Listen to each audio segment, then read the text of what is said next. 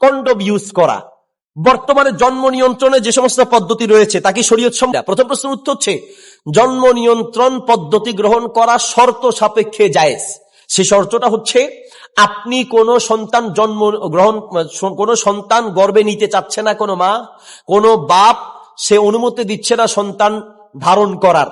কেন নিচ্ছে না বা কেন জন্ম বিরতিকরণ এই পদ্ধতি গ্রহণ করছে? উদ্দেশ্য এই যে বাচ্চা নিতে গেলে এই মায়ের অসুস্থ হয়ে যাওয়ার, বড় ধরনের রোগ হয়ে যাওয়ার অথবা মরে যাওয়ার সম্ভাবনা যদি থাকে তাহলে সাময়িক তিনি বিরতি নিতে পারেন, কিন্তু স্থায়ীভাবে জন্ম পদ্ধতি গ্রহণ করার কোনো বৈধতা শরীয়তে নেই।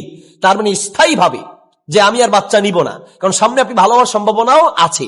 তবে হ্যাঁ, যদি কোনো ডাক্তার এমনটা বলে যে আপনি জীবনে যেই কোনো সময় যদি বাচ্চা নেন তাহলে আপনি মরে যাবেন, এরকম যদি নিশ্চয়তা ডাক্তাররা দেয় বা ডাক্তাররা পরামর্শ দেয়, তাহলে সেই ক্ষেত্রে আপনি একেবারের জন্য বাচ্চা না নিয়ে ওই ধরনের পদ্ধতি গ্রহণ করতে পারেন।